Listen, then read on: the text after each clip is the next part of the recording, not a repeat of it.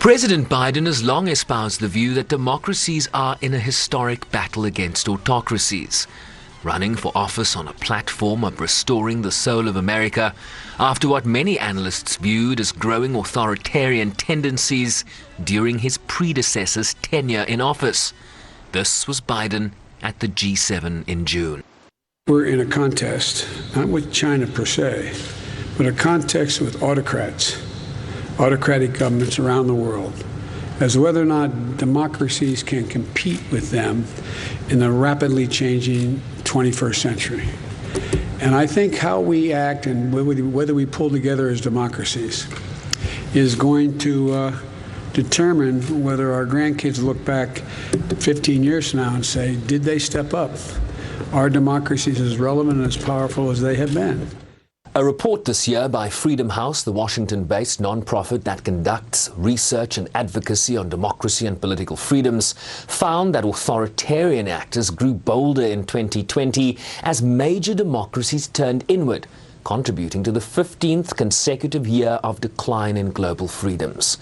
The report found that the share of countries designated not free had reached its highest level since 2006, while it downgraded the freedom scores of some 73 countries, representing 75% of the global population. The Freedom in the World 2021 report, titled Democracy Under Siege, warns that the international balance has shifted in favor of tyranny. The trends that we're seeing, this report and these data, very much correlate with trends that we're seeing in the business community in terms of the challenges of operating in many of these countries. This isn't a hypothetical linkage between quality of governance on the democracy side and the business climate. The relationship is actually quite direct. And the context is very clearly a pendulum swing. We saw a third wave of democratization after the fall of the Soviet Union, and since 2005 we've seen that wave in reverse. Notable African exclusions from the summit include Zimbabwe and Ethiopia, while a recent op-ed by Russia and China's ambassadors to Washington warned that the summit would stoke ideological confrontation, sentiments echoed in Beijing. The U.S. claims that the so-called Summit for Democracy is aimed at upholding democracy. Then we have some questions for the United States. With the most abundant medical resources and the most advanced medical technologies, the U.S. has registered 800,000 deaths and 50 million infections of COVID-19.